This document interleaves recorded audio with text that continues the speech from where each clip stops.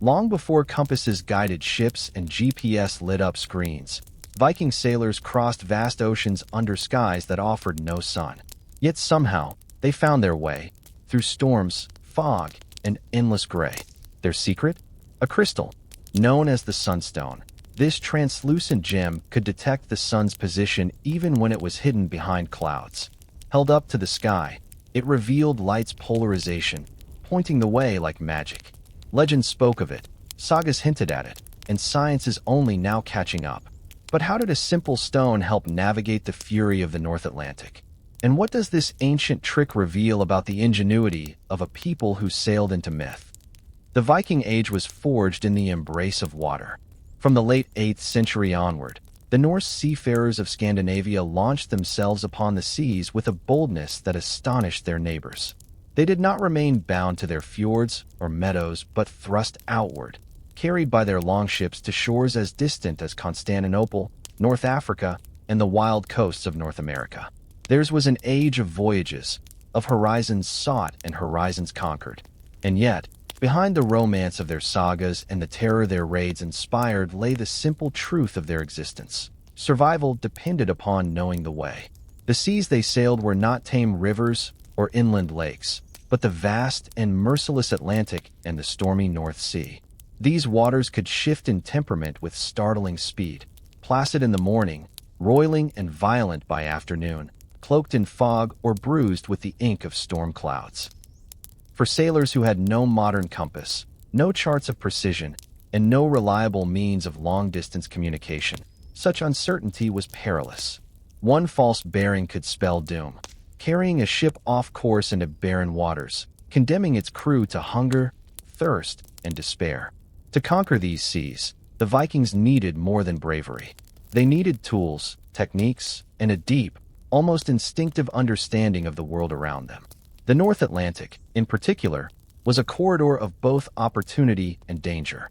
It beckoned with the promise of new lands, Greenland with its grazing pastures, Iceland with its fertile valleys, Vinland with its grapes and timber.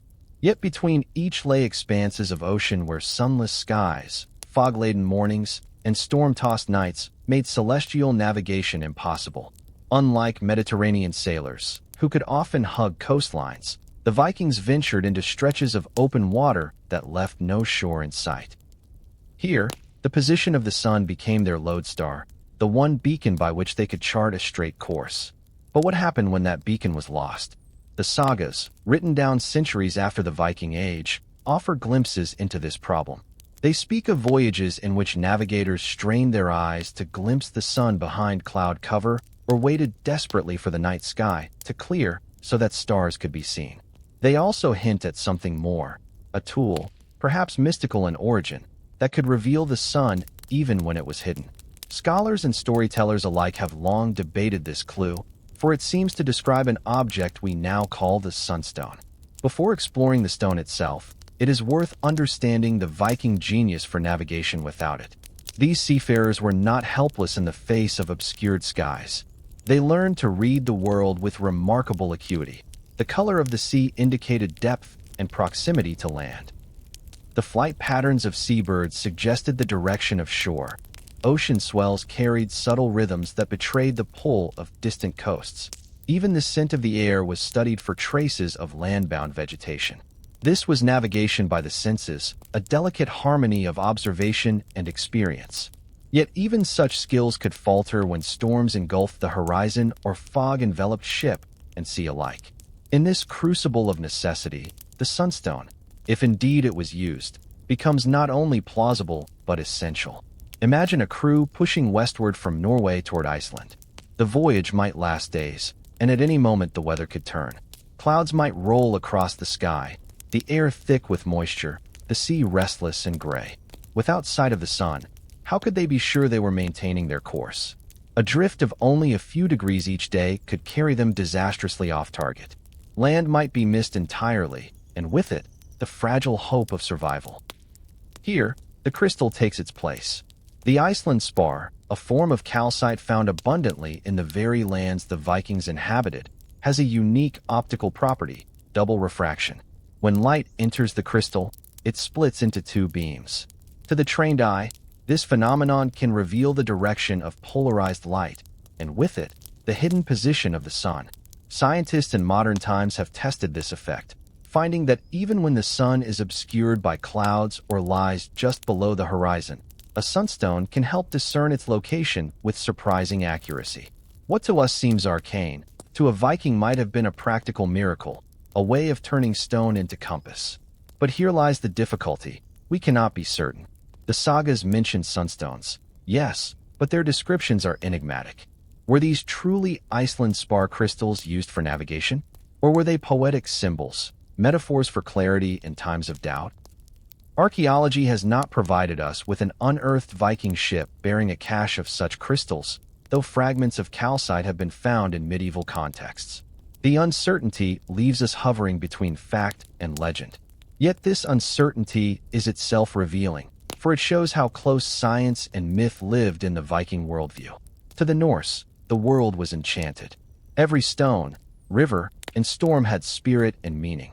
A crystal that revealed the hidden sun would not have been seen as mere geology, but as a gift of the gods, perhaps from Freya, goddess of light, or from Odin, master of wisdom. It was not simply a navigational aid, but a sacred tool, a bridge between human need and divine order. When a chieftain held such a stone on the deck of his longship, he did more than seek the sun. He reaffirmed his connection to a cosmos alive with power. Thus, Chapter 1 closes with the stage set. A people who lived by the sea, a need for guidance across waters as dangerous as they were alluring, and the whisper of a tool that may have turned uncertainty into direction. The Viking mastery of navigation was not accidental. It was the fruit of necessity, courage, and perhaps, of crystal light refracted through human ingenuity. The sea demanded answers, and the Vikings, with or without sunstones, dared to find them. The Vikings did not separate myth from daily life in the way modern people do. To them, the world was not divided neatly between fact and imagination, but interwoven in ways that gave meaning and power to every action. The sagas, preserved in Iceland and written centuries after the Viking Age, reflect this tapestry of reality and myth. They are not straightforward historical chronicles, yet within their stories lie embedded truths, fragments of cultural memory, preserved in poetic form. And it is within these sagas that we find the tantalizing mentions of the mysterious Solarstein, the Sunstone. One of the most cited references comes from Rolf's Ttr, a saga written in the 13th century. In this tale, King Olaf the Holy is entertained by a man named Rolfr and his family. Within the story, there is a description of the sun's position being determined on a cloudy day by means of a stone that reveals its direction. The wording is brief, almost cryptic, but unmistakable. The king is shown the position of the sun when it was hidden. To modern eyes, this looks like evidence of a sunstone in use, a practical device cloaked in the language of saga. To the medieval listener, however, it would have carried layers of resonance. It was not merely about navigation. It was about light revealed in darkness, order uncovered within chaos, a divine metaphor woven seamlessly into a seafaring tale. Another saga, the Street Olaf saga within Heimskringla, attributed to the great Snorri Sturluson, hints at similar marvels of navigation. Though the text does not describe the mechanics in detail, it gestures toward techniques that allow sailors to find the sun when hidden by fog. This consistent motif suggests that the notion of discerning hidden light was a known and respected idea in Norse culture. Whether through practical crystals or through mythic symbolism, the concept of the sunstone was lodged in the imagination. It is crucial to understand that sagas were not designed to be literal handbooks. They were entertainment, education, and spiritual reflection all at once. Their power lay in their ambiguity. When a skald described a sunstone, listeners could interpret it according to their needs. The farmer might hear it as allegory for God's light, while the sailor might take it as a coded reference to a navigational aid.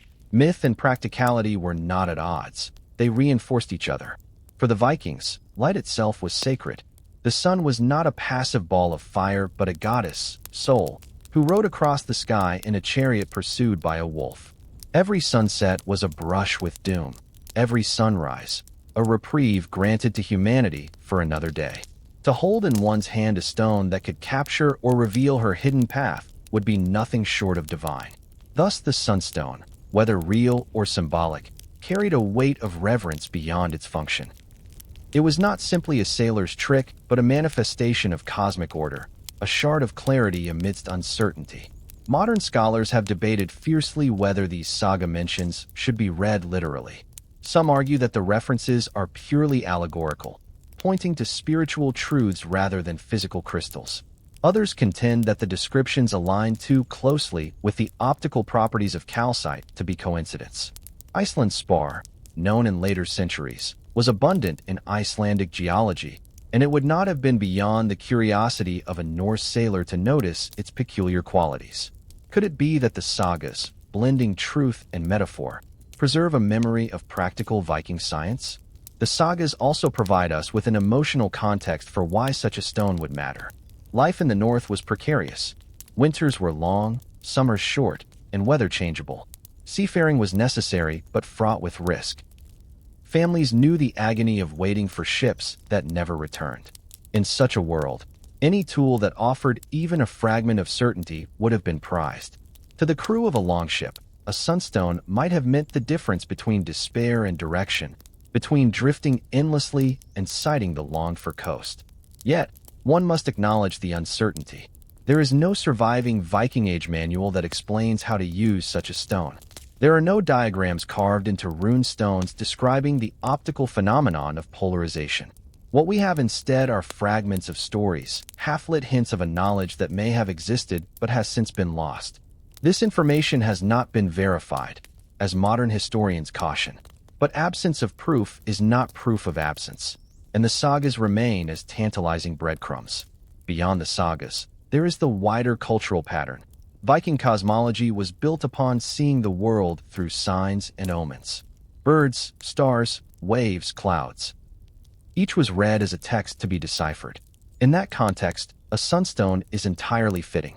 It does not stand out as an anomaly, but blends seamlessly into a worldview where every fragment of nature could be interpreted to guide human fate. The sagas, therefore, do not preserve a curiosity so much as a worldview. A world where the gods granted humans glimpses of hidden truths, often through objects of striking simplicity. And so, in the twilight between fact and legend, the sunstone shimmers. Was it a real calcite crystal held in the hand of a chieftain as he squinted across the gray seas? Or was it a metaphorical gem in the storyteller's mouth, a way of describing the light of faith, the light of knowledge, breaking through obscurity? Perhaps it was both. The sagas were not meant to choose. They allowed both to coexist, for to the Norse mind, the divine and the practical were never far apart. In this chapter, we see that the Sunstone's first life was not in the laboratories of scientists or even the pockets of sailors, but in the words of poets. It lived as an idea, a story, a whisper of light hidden within darkness. Whether or not the Vikings consistently used crystals for navigation, the sagas reveal that the concept of a stone revealing the sun was imaginable to them. And in that imagination, it became part of their cultural truth. The legend of the Sunstone is therefore more than a puzzle for modern science. It is a window into how the Norse conceived of light, truth, and survival. The sagas, in their enigmatic way, do not simply tell us what happened, but what mattered. And to a people who lived by the sea, nothing mattered more than knowing where the sun was, even when it could not be seen. To appreciate the possibility that the Vikings used sunstones, one must step from the twilight world of saga into the sharper light of science. Here, amidst the clarity of optics and mineralogy, the story begins to take on a new shape. For centuries, skeptics dismissed the saga references to sunstones as myth. It seemed inconceivable that medieval sailors could manipulate crystals in a way that touched upon principles of light polarization, a concept not formally described until the 17th century by the Danish scientist Erasmus Bartholin.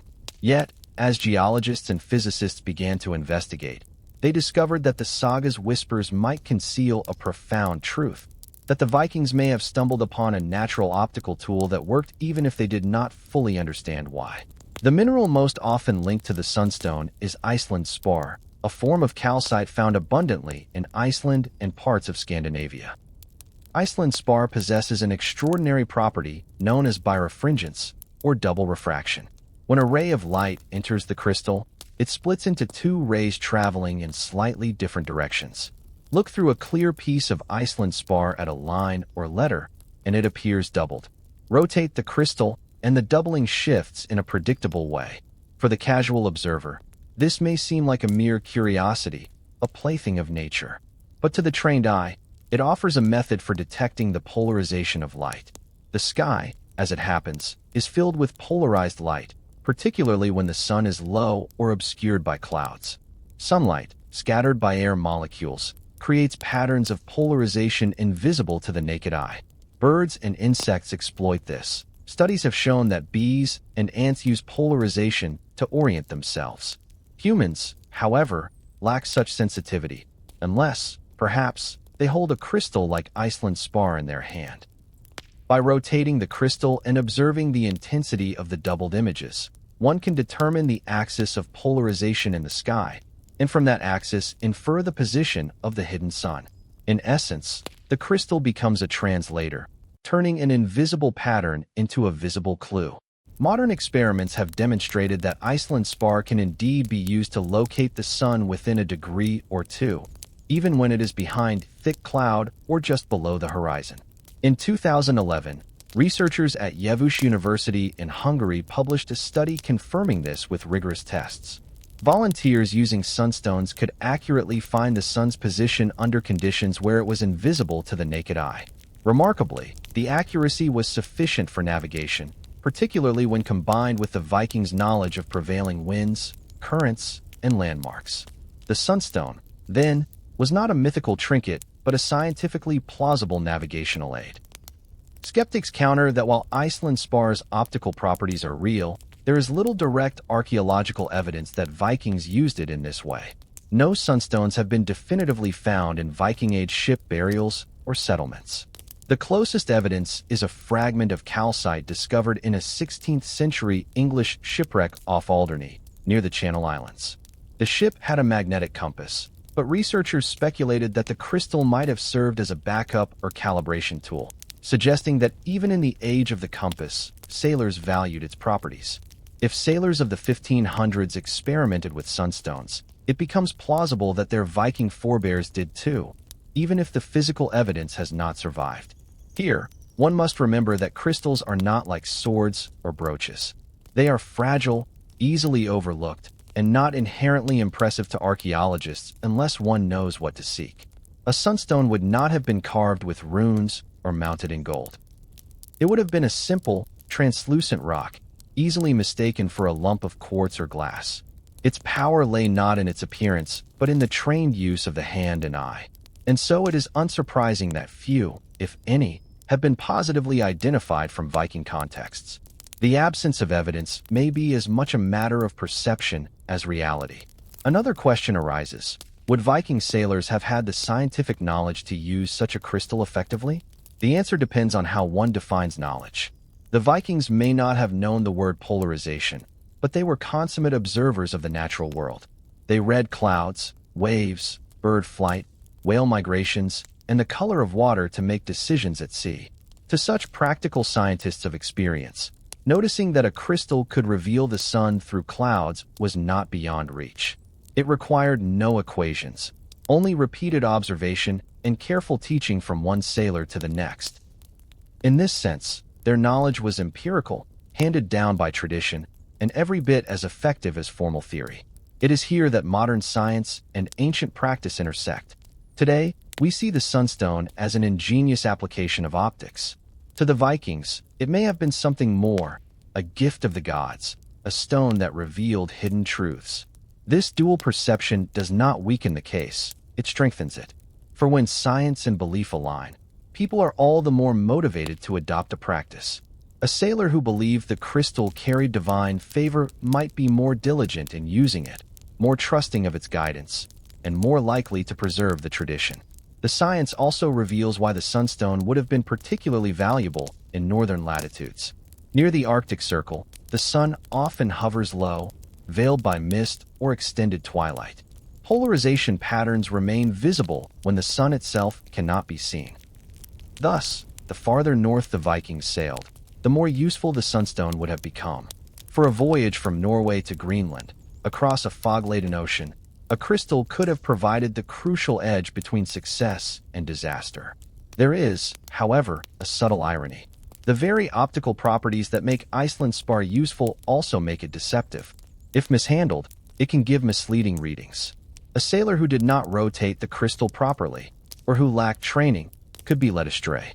This may explain why the Sagas treat it with mystery and reverence. The Sunstone was not a tool for every hand. It was a secret art, a guarded practice, reserved for those initiated into its ways. In this light, it was less a common instrument than a treasure of skilled navigators, perhaps passed down through certain families or crews. And so, science allows us to glimpse how saga and reality might converge. The Vikings lived in a world where hidden truths could be revealed through careful attention to nature. Iceland's spar, with its double vision, embodied that worldview. To us, it is birefringence and polarization. To them, it was a shard of clarity in the storm, a sunstone. What emerges from the science is not certainty, but plausibility. The sagas provide the story, the crystal provides the mechanism, and experiments provide the proof of possibility. Alone, none is sufficient. Together, they form a web of evidence strong enough to take seriously. The Vikings may indeed have held in their rough hands a crystal that bent light, peered through it at a clouded sky, and found their way across the North Atlantic by its guidance. In the interplay of light and stone, we see how ancient ingenuity might have paralleled modern physics. 1,000 years before the language of polarization was written down, the Vikings may have used it to shape the course of their voyages. The sagas hint, the science affirms, and the imagination completes the picture of sailors standing at the prow of their longships, crystal in hand, hunting the hidden sun. The northern seas that carried the Vikings were as much enemy as ally. They offered highways to distant lands, yet they could turn treacherous in an instant. For a people whose ambitions stretched from Greenland to Constantinople, from the coasts of North America to the rivers of Russia, navigation was not merely a skill, but a lifeline. In an age before compasses, sextants, or reliable maps, the challenge of orientation was monumental. It was in this perilous theater that the Sunstone, whether legend or reality, might have played its most crucial role. To imagine the need for such a tool, one must step onto the deck of a Viking longship. The vessel, long and narrow, surged forward under the power of square sails and oars. Unlike the bulky merchant ships of later centuries, it rode low, close to the waves, agile but vulnerable. The North Atlantic stretched around it like an endless plain of steel-gray water. On clear days, the sun and stars provided guidance. The sailors could measure their progress by their elevation above the horizon. But clear days were rare. The North Atlantic was notorious for fogs that could appear suddenly, swallowing the horizon in a ghostly haze. Clouds rolled heavy across the sky, blotting out the sun for days. In these conditions, a longship could veer off course with frightening ease. The Vikings had traditional methods of finding their way. They were keen observers of birds, releasing ravens from their ships to see which direction they flew toward land. They watched the color of the sea, noting where it shifted from deep blue to green or brown, betraying shallow waters or proximity to land. They tracked the behavior of whales and other marine life, whose migrations aligned with currents and coasts. They even tasted the water, sensing the dilution of salt where rivers met the sea. Yet for all this wisdom, there remained moments of uncertainty, days when the sea and sky conspired to erase all signs of direction. In those moments, the difference between Greenland and the open Atlantic could rest on a fraction of a degree. Consider the voyage from Norway to Greenland, a route of nearly 1,500 miles across stormy, ice-laden waters. A ship that strayed just a few degrees south might miss Greenland entirely and sail into the empty expanse of the North Atlantic, a death sentence for its crew. To maintain a course so precise demanded constant vigilance. Without a fixed reference like the compass, sailors relied on the sun's arc. But if the sun was hidden, what then? Here lies the essence of the Sunstone legend, a way to pierce the clouds, to glimpse the invisible sun, and to keep the longship true on its perilous path. Modern reconstructions of Viking voyages have underscored this need. In 1893, The Norwegian explorer Fridtjof Nansen sailed the Gokstad replica Viking from Norway to America. He demonstrated that the ship could indeed cross the ocean, but he also noted how easily it could wander in fog. In the 20th century, similar experimental voyages, like those of the Icelandic explorer Ragnar Thorseth, echoed the same theme. Fog and overcast skies were not inconveniences, but existential threats. Even with a skilled crew, days of blindness could shift the course fatally. It was precisely in these conditions that a crystal capable of revealing the hidden sun would have been transformative. The sagas, though poetic, give us glimpses of this maritime anxiety. They tell of voyages where ships lost sight of land for weeks, of sudden storms that scattered fleets, of sailors driven far from their intended harbors. The Norse phrase hufvilla, meaning bewilderment at sea, captured the dread of such disorientation.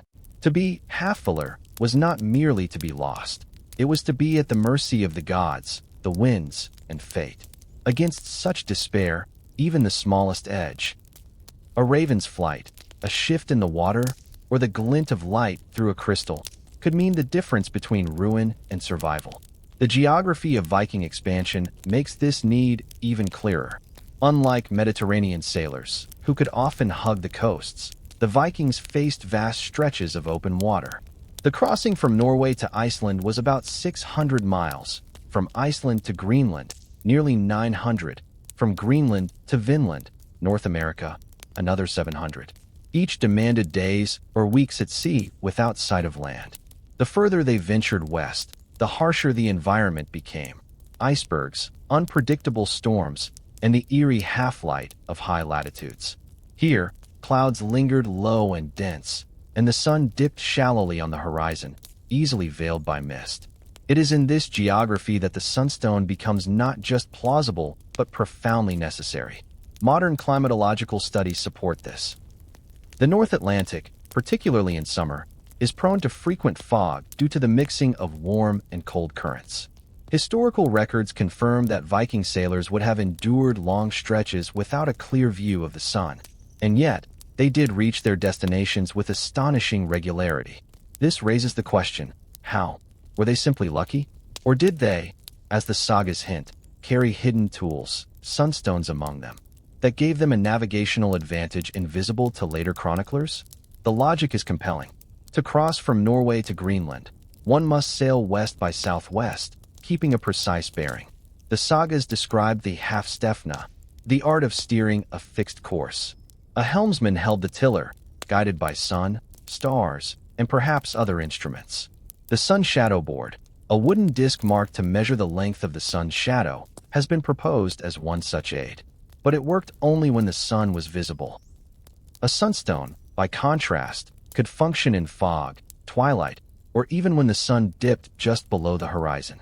Used together, the shadow board and sunstone might have formed a simple but effective system of navigation. Some scholars remain cautious. They point out that while the sagas mention sunstones, they do not describe their exact use at sea. It is possible, they argue, that the crystals were symbolic objects, used in ritual or divination rather than practical navigation. But this skepticism does not negate the practical reality. Iceland's spar could indeed have been used, and the Vikings had both the need and the observational skill to exploit it. In the end, the geography of Viking voyages serves as the strongest argument for the Sunstone's plausibility. Without some hidden edge, it is difficult to explain how they crossed the North Atlantic with such consistency. The North Sea alone, between Norway and Britain, was treacherous enough, but the leap to Iceland and beyond required uncanny precision.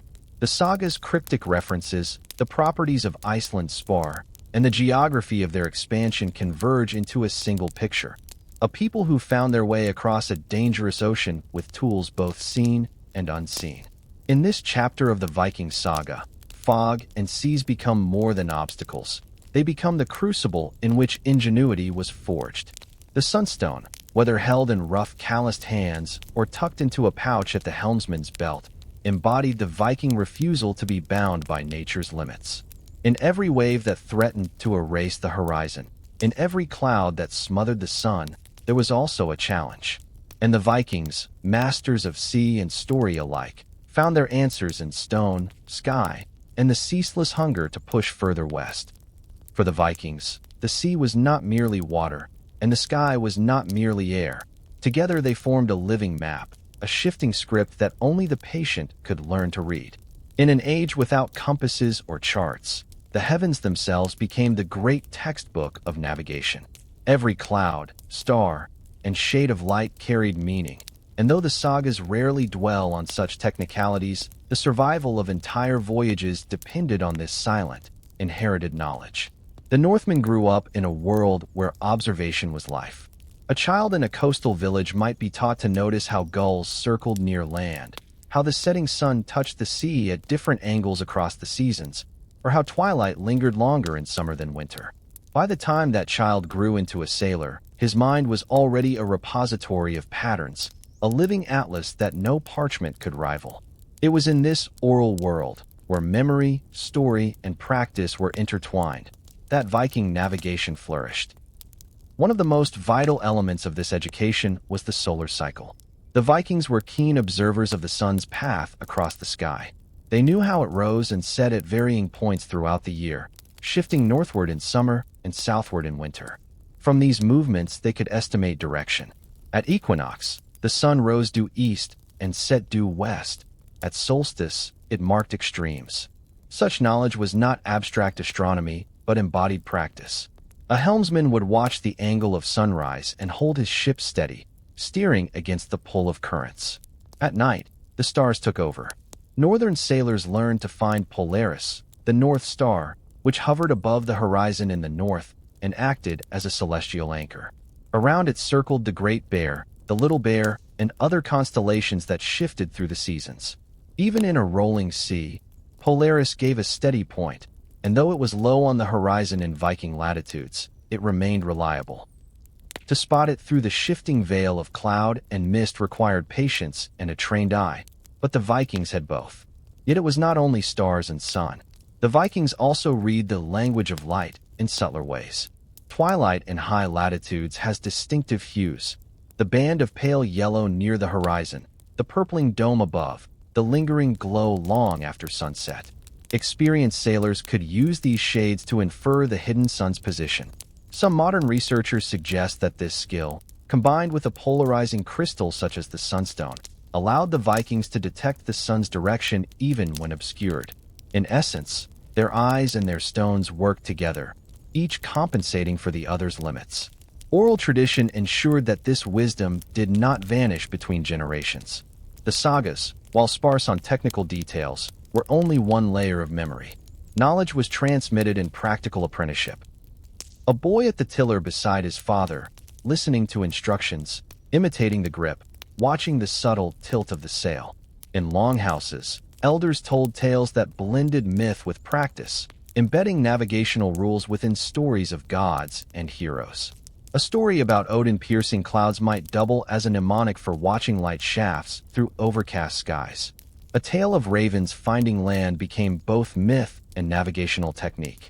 Thus, the Vikings lived within a world where story was not mere entertainment, but a survival tool. To this oral textbook, they added instruments both crude and ingenious. This sun shadow board is one such artifact. A disc of wood, flat and marked with concentric circles, it carried a short stick at its center. When placed on a level surface, the stick cast a shadow whose length and position revealed the sun's elevation. At midday, by noting where the shadow lay relative to the carved rings, a helmsman could hold his ship on a fixed latitude. This was not precise in modern terms, but it was astonishingly effective for its time. Combined with oral knowledge of landmarks and ocean patterns, it allowed ships to remain aligned on long journeys. But the shadow board, like all instruments, required the sun. If clouds intervened, it was useless. Here, again, the Sunstone legend enters plausibility. Imagine a helmsman on a fog-bound morning. He takes a crystal from a pouch, holds it to the sky, and rotates it until bands of light within the stone balance. From that angle, he marks the sun's hidden position, then places his shadow board accordingly, extrapolating what the shadow would have been. In this way, one tool fills the gap of the other, and together they extend the reach of the oral tradition. The Viking sense of orientation also relied on what modern science calls pattern recognition. They observed the flight of birds, the behavior of whales, the smell of the air, even the texture of waves. Swells in the open ocean tend to align with prevailing winds and currents. A sailor who had crossed the same route multiple times could feel, in the pitch and roll of his ship, whether he was veering north or south. Such skills seem uncanny to modern minds reliant on instruments, but they are part of a universal human capacity honed by necessity. Polynesian navigators, for instance, used similar techniques across the Pacific, reading stars, swells, and seabirds. The Vikings were part of this broader human story of mastering oceans through embodied perception. The blending of oral tradition and empirical knowledge created a resilience that written charts alone could never match. Charts can be lost or destroyed, instruments can break. But memory carried in story, gesture, and habit endures as long as the community itself survives. That is why, centuries after the Viking voyages, Icelandic sagas could still recall methods and routes, embedding them in tales that outlived the voyages themselves. And yet, this oral tradition was fragile too. As Christianity spread and literacy took hold, much of the old navigational lore became redundant or was discarded. Compasses arrived in northern Europe by the 12th century, offering a new certainty. Written maps slowly gained authority. The old arts faded, preserved only in hints and fragments. It is from these fragments, the saga's casual mentions, the odd surviving artifact, the accounts of later chroniclers, that modern historians reconstruct the possibility of the Sunstone. Still, one must resist the temptation to see the Vikings as primitive sailors stumbling blindly. They were, rather, consummate observers, heirs to generations of knowledge about the sky and sea. The Sunstone, if used, was not a magical artifact, but simply one more refinement in their toolbox. The true marvel was not the crystal itself, but the culture that could integrate such a tool seamlessly into a web of memory, myth, and practice. The story of the Viking sky is, then, a story of continuity, of how generations watched the same sunsets, read the same stars, and whispered the same lessons. It is also a story of fragility, for with each cultural shift, a little of that knowledge slipped away. Today we marvel at the idea of the Sunstone because so much of the rest has been lost. But for the Vikings, it was all of a piece: stone, shadow, star, story. The sky was their textbook, and they never stopped reading. The legend of the Viking Sunstone, intriguing though it is, might have remained nothing more than myth if not for the persistence of scientists and historians who sought to test whether such a tool could truly have worked. Across the 20th and 21st centuries, experiments with crystals, particularly Iceland spar, have reopened the question of whether the Vikings harnessed this remarkable mineral to tame the treacherous North Atlantic. Iceland spar is a transparent form of calcite, notable for its property of birefringence. When light passes through it, the beam splits into two. This peculiar quality allows the observer to detect polarization, the orientation of light waves. The sun's rays scatter as they pass through the atmosphere, creating patterns of polarization that vary depending on the sun's position. While the human eye struggles to perceive this pattern directly, certain insects such as bees and ants navigate by it instinctively. With Iceland spar, humans could do the same. The first modern experiments sought to answer a simple question: could a sailor, holding such a crystal, reliably locate the sun's position on a cloudy or foggy day? Researchers in Denmark, Norway, and Hungary undertook field tests.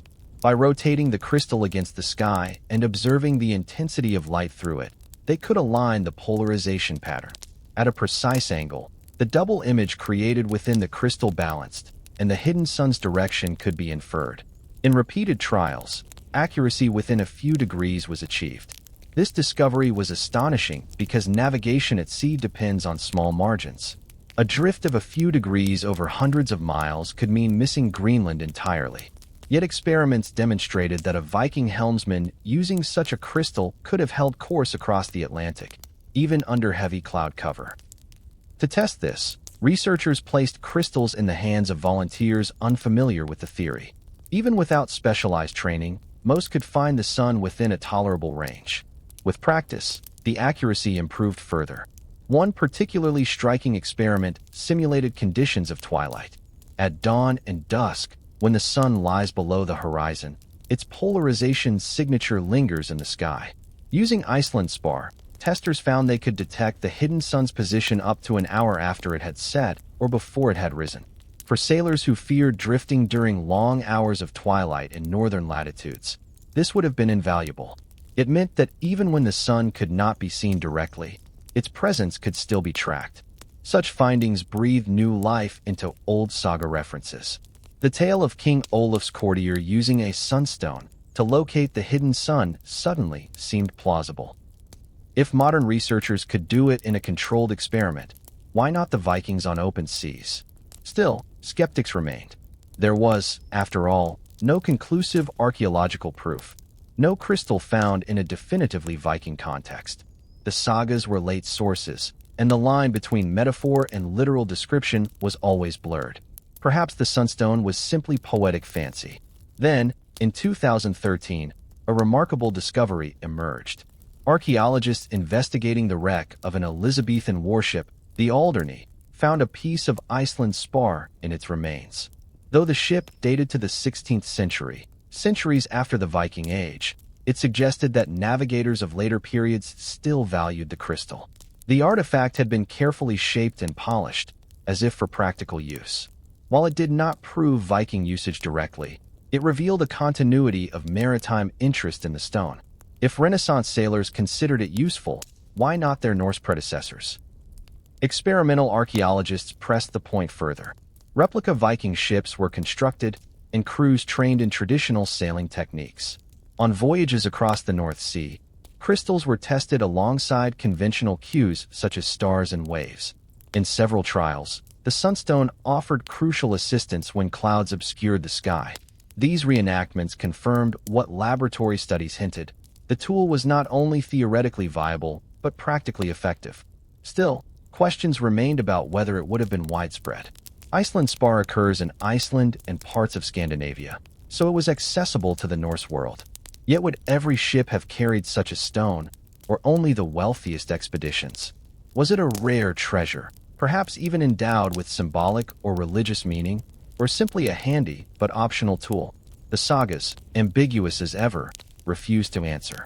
To bridge these gaps, scientists modeled long-distance Viking voyages using sunstone-based navigation. Computer simulations charted hypothetical courses from Norway to Greenland or from Iceland to Vinland. When the crystal's accuracy was factored in alongside known sailing speeds and ocean currents, the probability of successful arrival rose dramatically. Without such guidance, voyages risked veering dangerously off course. With it, the odds of landfall increased by as much as 50%. These numbers reinforced the idea that sunstones could explain how relatively small Viking fleets achieved repeatable crossings of vast, fog-bound oceans. Of course, not every experiment was flawless. Under heavy storm clouds, polarization patterns weaken, making the stone less effective. Observers sometimes disagreed on readings. Furthermore, proper use required steady hands and trained eyes.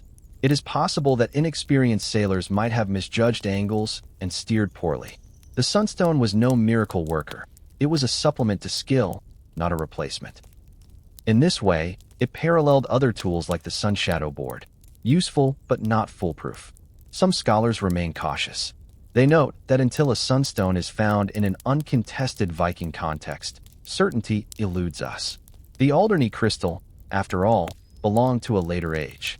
Oral traditions are slippery evidence, prone to embellishment. It is also possible that the Vikings relied primarily on empirical observation, birds, waves, stars, and that the Sunstone story reflects only isolated or experimental use. Yet, even skeptics acknowledge that the experiments highlight a broader truth. The Vikings were not reckless raiders adrift on stormy seas, but sophisticated navigators, capable of subtle innovation. Whether or not every ship carried a sunstone, the possibility that some did reflects their willingness to blend natural observation with material aids. They were, in a sense, proto-scientists, harnessing optical properties centuries before polarization would be formally studied. The experiments also remind us of the intimate link between human ingenuity and natural material. The stone itself was not manufactured but quarried from the earth, a gift of geology turned into an aid for survival. Its clarity and strange doubling effect might even have seemed magical to those who first held it. To glimpse two images through a single stone was to see the world layered, one reality over another. In such marvels, the boundary between science and myth dissolves. As modern researchers squint through Iceland's spar and record their measurements, they reenact, perhaps unknowingly, the gestures of Norse sailors 1,000 years ago. The same rotation of the hand, the same narrowing of the eye, the same subtle shift of light. These motions tie past and present together. Whether tool of myth or of fact, the Sunstone embodies a human impulse that transcends centuries, to read the hidden patterns of the sky and wrest direction from uncertainty. Thus, experiments with the crystal do more than prove or disprove. They place us in conversation with the Vikings themselves, inviting us to imagine the moment when a helmsman, lost in fog, raised a glinting stone to the heavens and found his way home. The North Atlantic is a place of breathtaking majesty, but to the Viking sailors who braved it, it was also a cauldron of terror. Waves taller than farmhouses rose without warning. Gales howled through the rigging, turning oaken ships into trembling shells. And most insidious of all was the fog. Thick, blinding curtains of white that could roll in within minutes and reduce the horizon to nothing. To enter such seas without reliable navigation was to gamble with one's life. Yet the Vikings dared, and some believe their secret weapon against nature's cruelty was the mysterious Sunstone. Fog was not just inconvenient, it was lethal. A ship bound for Greenland might drift for days in white silence, unable to see more than a few meters beyond the prow. The sun's disk, the mariner's greatest compass, disappeared. Waves came from all sides, confusing the helmsman's sense of direction. A single error could send a crew hopelessly southward, toward the vast emptiness of the Atlantic, or north into the deadly ice. For sailors accustomed to hugging coastlines, this was a new kind of terror. Yet the sagas tell us that voyages continued even when clouds and fog persisted. Some interpret this persistence as proof of a hidden tool. Storms magnified the danger. Winds drove ships sideways across the swells, while rain pounded down in sheets, obscuring sky and sea alike. In such conditions, the Sunstone, if it truly was used, might have offered salvation. The crystal, by detecting polarization patterns in the diffuse light filtering through clouds, could reveal the sun's hidden path. Even when waves threatened to splinter the ship, a helmsman who could hold the course increased the chance of survival. Experiments have shown that crystals could detect the sun with accuracy within a few degrees, enough to correct a ship's drift and bring it back online. Accounts from modern reenactments drive this point home. Experimental archaeologists sailing replicas of Viking longships across the North Sea have described moments of eerie blindness. Fog so thick the ocean vanished, leaving them adrift in a world of pale gray. Some reported that using Iceland's spar allowed them to guess the sun's location with surprising precision. Though not a cure for all dangers, it gave a sense of orientation when every natural cue failed. The Viking world was defined by such challenges. Their expansion from Norway to Iceland, Greenland, and even Vinland, believed to be Newfoundland, depended on their ability to cross the most dangerous oceanic corridors known at the time. Icebergs drifted from the north. Storm tracks cut across their routes. Daylight hours shifted drastically depending on the season, and twilight could stretch on endlessly in summer latitudes. To venture across these waters without an aid like the Sunstone seems almost inconceivable to some historians. Yet we must temper all with caution. Not every voyage succeeded. Archaeological evidence from Greenland suggests that some settlements withered not only because of climate change, but also because supply ships failed to arrive. Tales of vessels lost to the deep remind us that navigation was never infallible, Sunstone or not. Still, the sheer scale of Viking exploration suggests that they possessed techniques beyond chance. Even skeptics agree that their survival demanded extraordinary skill. The storms also shaped cultural memory. In sagas, gods and spirits are often blamed for sudden fogs and tempests. Odin might test his followers by veiling the sun. Aegir, the god of the sea, was said to stir the waves in anger.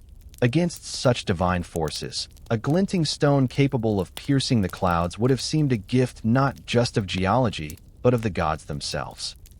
Perhaps this is why the Sunstone occupies such an ambiguous place in legend, half tool, half talisman, straddling the border of science and magic.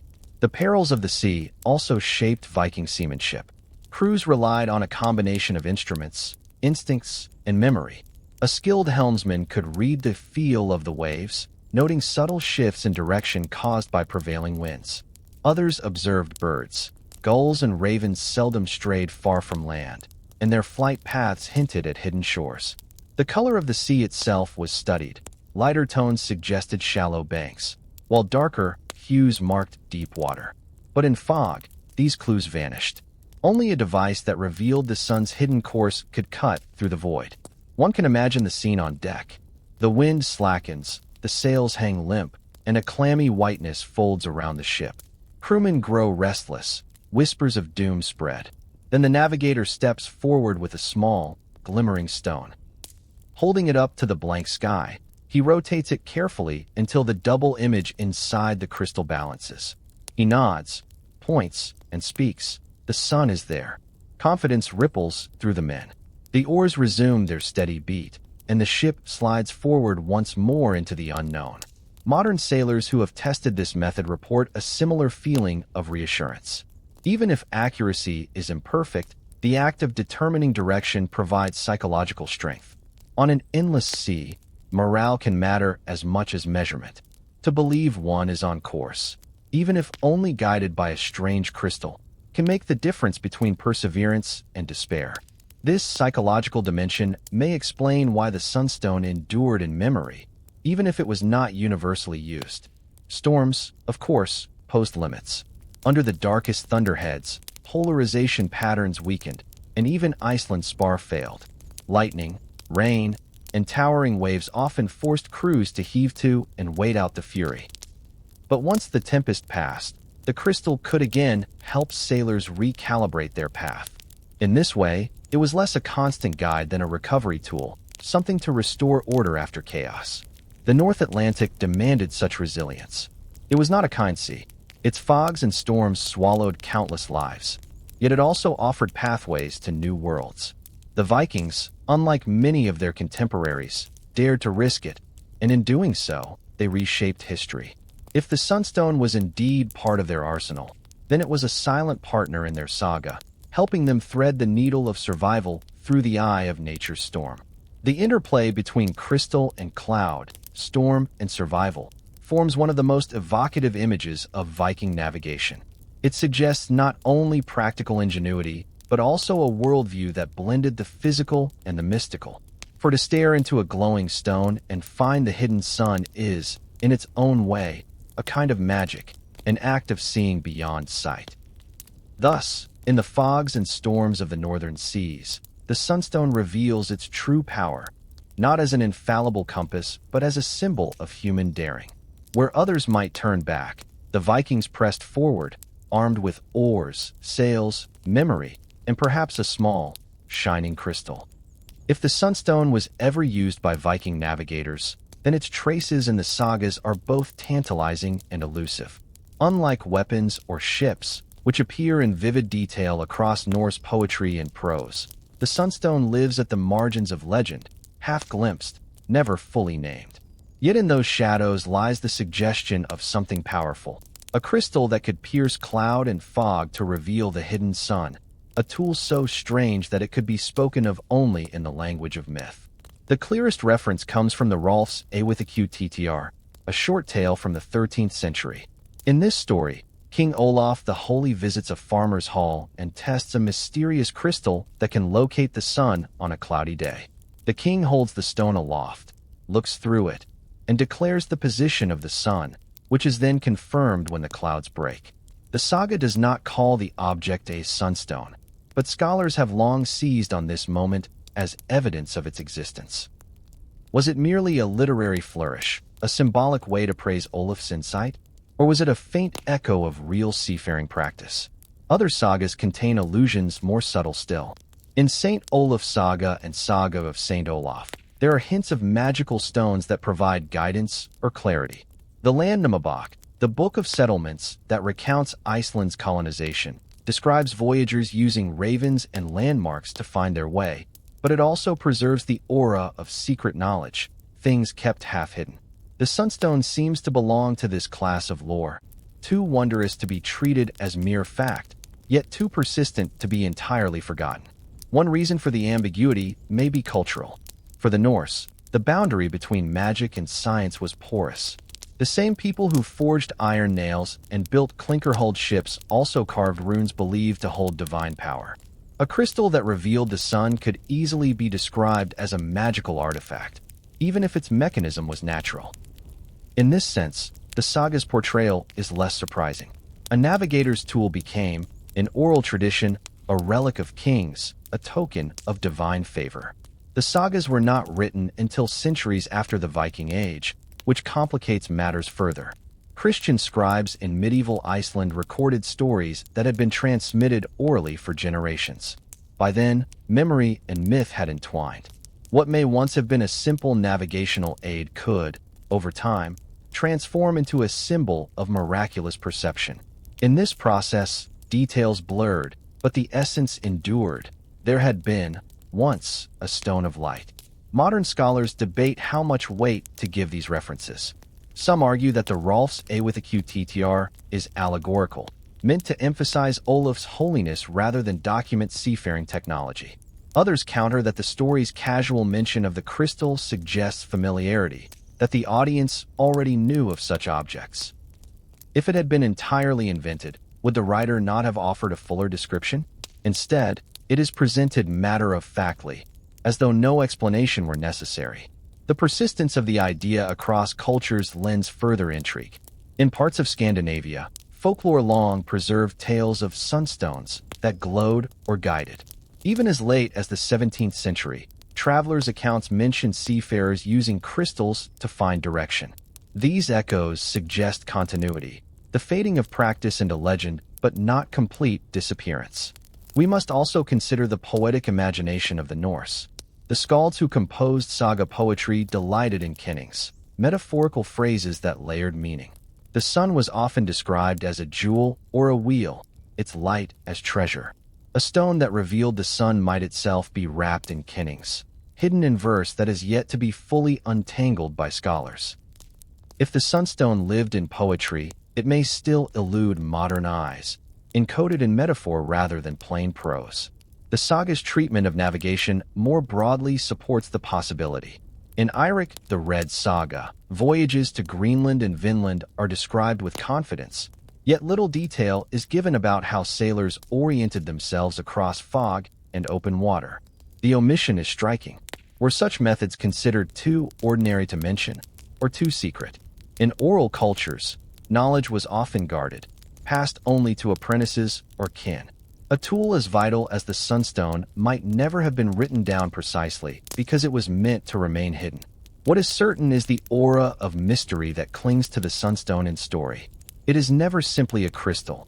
It is a token of vision, of seeing beyond the obvious. This symbolism resonates with Viking cosmology. In their myths, sight is bound to wisdom. Odin sacrificed an eye to drink from Mimir's well, gaining deeper knowledge. To wield a stone that reveals the unseen sun would have seemed a parallel gift, a way to see what others could not, to pierce the veil of cloud and fate. In this way, the Sunstone bridges the gap between daily survival and mythic worldview. To the sailor, it was perhaps a practical device, a way to keep course through fog. To the saga-teller, it was a symbol of divine insight, a reminder that kings and heroes saw farther than ordinary men. The fact that it straddles these worlds may explain why its memory endured. And yet, ambiguity cuts both ways. Because the sagas offer no definitive description, skeptics dismiss the Sunstone as an anachronism, a romantic invention of later centuries. They note that sagas also speak of dragons, trolls, and magical swords. Why take the Sunstone more seriously than these? The answer lies in plausibility. Unlike monsters or curses, the Sunstone has a basis in physical reality. Crystals like Iceland's spar do polarize light. Modern tests confirm their navigational value. Thus, Even if the sagas exaggerated, they may still preserve a kernel of truth. To study the sagas, then, is to navigate between fog and clarity, much as the Vikings themselves did. Each story offers glimpses of the Sunstone, but never the full picture. Like a crystal held to the sky, the truth refracts in shifting patterns, sometimes doubling, sometimes aligning, always hinting at a light beyond the clouds. What matters most, perhaps, is not whether the sagas provide proof, but that they testify to a memory of extraordinary vision. They remind us that in a world where storms could erase direction and fog could smother hope, there was a belief in a stone that revealed the way. Whether literal or symbolic, that belief carried weight. It gave meaning to voyages, courage to sailors, and resonance to stories told by firelight long after the ships had come home. Thus, the Sunstone in saga and story is not merely an object, it is a mirror. It reflects the way the Norse saw their world, blending survival with spirituality, science with myth. In its refractions, we glimpse the heart of Viking culture, daring, imaginative, and forever straining toward horizons hidden in the mist. If sagas give us the whispers of memory, archaeology offers us the silent testimony of earth and sea. Yet when it comes to the Sunstone, material evidence is scarce, fragmentary, and tantalizing. What has survived is not a trove of navigational crystals neatly labeled in museum drawers, but hints, a shard from a shipwreck, descriptions in travelers' records, and stones found in places where they seem to serve no decorative or religious purpose. These fragments do not shout, they murmur, but if listened to carefully, their murmurings tell a story that edges us closer to truth. The most dramatic archaeological clue emerged in 2013, when divers exploring the wreck of an Elizabethan warship, the Alderney, discovered a cloudy, calcite crystal among the timbers. The ship had gone down in 1592, centuries after the Viking Age, but the presence of the stone was startling. Analysis revealed it to be Iceland spar, a transparent variety of calcite known for its optical properties. In tests, the crystal proved capable of polarizing light, even when the sky was overcast. By rotating the stone and observing patterns of brightness, one could pinpoint the sun's location within a few degrees of accuracy. If such a crystal could be found on a Tudor ship, why not on a Viking one? Skeptics caution against overreach. The Alderney crystal may have been a navigational aid, but it may also have been cargo, ballast, or even a trinket carried for unknown reasons. Still, the find shattered the assumption that such crystals were too fragile or obscure to be used at sea. It demonstrated the plausibility of the saga's accounts. If sailors in the 16th century might have carried a sunstone, then perhaps Norse sailors did so centuries earlier. Another line of evidence comes from Iceland itself. The island's geology produces abundant deposits of Iceland spar. Clear, rhombohedral crystals of calcite were quarried there for centuries, later exported across Europe for use in optics. It is not difficult to imagine Viking sailors, already skilled at exploiting natural resources, recognizing the unusual properties of these stones. Even without formal optics, the simple observation that a crystal darkened in one direction and lightened in another would have been enough to suggest utility. In this, the stone's geography aligns neatly with Viking exploration. Iceland was both a hub of settlement and a quarry of light. In Norway, archaeological excavations have uncovered stones placed in ship burials, sometimes amber, sometimes quartz, sometimes polished rock. Their purposes are debated. Were they talismans, grave goods, navigational tools buried with sailors to accompany them in the afterlife? None has been conclusively identified as a sunstone, yet their presence in maritime contexts keeps the question alive. Objects that straddle symbolism and function often leave only ambiguous traces. Even outside Scandinavia, echoes appear. A 14th century inventory from a monastery in France includes a reference to a solar stone said to locate the sun on cloudy days. Medieval clerics were fascinated by natural curiosities, cataloging stones with strange properties. Was this a garbled reference to Iceland spar, or merely a metaphor? We cannot know, but the persistence of the idea across cultures deepens the mystery. The absence of direct Viking-era crystals frustrates historians. Why have none been recovered from known shipwrecks like the Oseberg or Gokstad ships? The answer lies partly in preservation. Calcite is soluble in acidic soils and fragile under pressure. Burial conditions that preserved iron nails and wooden planks may have dissolved crystals long ago. What might once have lain in a navigator's pouch could have vanished in the centuries underground. Shipwrecks, too, subject cargo to grinding sands and currents. We must remember that archaeology preserves only a fraction of the past. Silence does not equal absence. Experimental archaeology strengthens the circumstantial case. Modern reconstructions of Viking voyages, such as those undertaken by researchers in Denmark and Iceland, have tested Iceland's spar at sea. Volunteers reported that the crystal allowed them to locate the sun within minutes, even under heavy cloud or twilight. Accuracy improved with practice, suggesting that skilled navigators could have used the technique reliably. These tests bridge the gap between saga and artifact. The stone works, even if we have yet to find one in a Viking hand. The symbolism of crystals in Norse culture also supports the idea. Sunlight held sacred meaning. The sun goddess Sol drove her chariot across the sky, pursued by a wolf who sought to devour her. To hold a stone that captured or revealed sunlight would have resonated with myth. Archaeologists point to amber beads, solar wheels, and other solar symbols found in graves as evidence of this reverence. If amber could be worn for the sun's warmth, why not carry a crystal for its guidance? Objects often serve dual roles, spiritual and practical.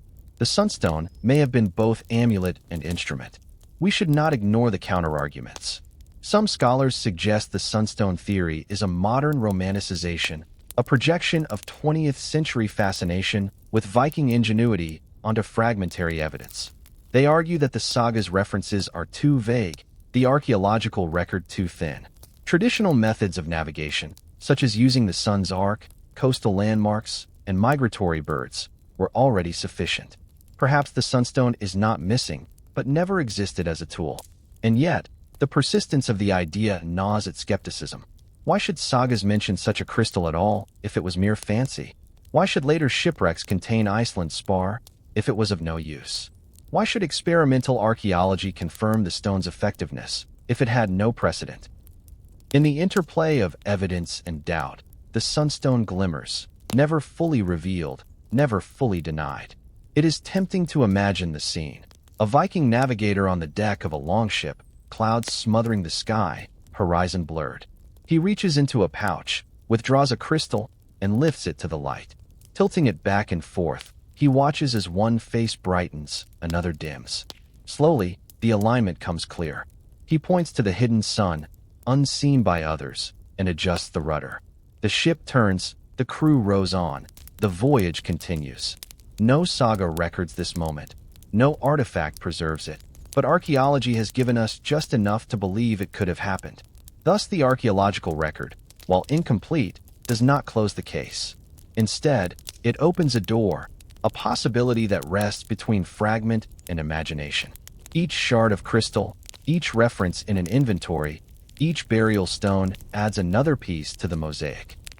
Together, they suggest that the Sunstone may not be a fantasy at all, but a real tool, one that left only the faintest of footprints in earth and sea. And perhaps this is fitting. A stone meant to reveal the hidden sun is itself hidden from us, buried in time, half visible through the veils of history. Archaeology cannot hand us certainty, but it can hand us wonder. And wonder, like light through a crystal, refracts into many truths.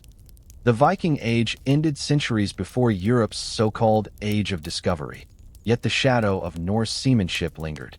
As Portuguese caravels probed down the coast of Africa, as Columbus sailed west into waters he could barely imagine, as English and Dutch fleets spread across the globe, the specter of how the Vikings navigated so far north still haunted seafarers. Among the whispered marvels that clung to the Viking name was the legend of a crystal that revealed the hidden sun. It was more than a curiosity. It became a question of whether their seafaring brilliance held a secret technique that others had lost. For explorers of the 15th and 16th centuries, navigation was a brutal trial. Instruments like the astrolabe and later the sextant provided some help, but cloudy skies rendered them useless. Magnetic compasses, borrowed from Chinese innovation, solved certain problems, but raised others. Iron nails in the ship could skew readings, and magnetic variation across the Atlantic baffled early captains. In this precarious world, stories of a Viking crystal that cut through cloud and storm carried an aura of envy.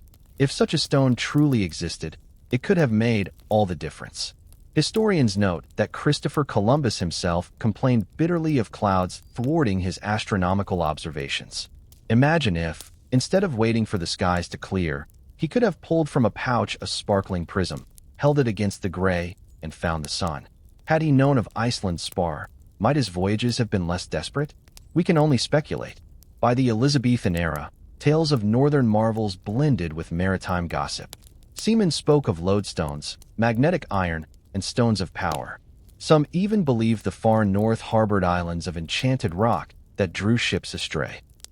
In such a cultural climate, the idea of a stone that revealed the sun was neither absurd nor implausible.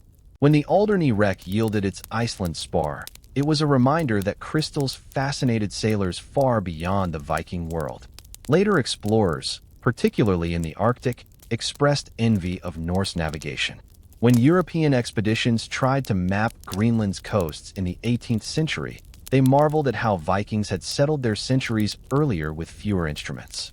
Some speculated that these settlers possessed knowledge now lost, a secret craft of wayfinding.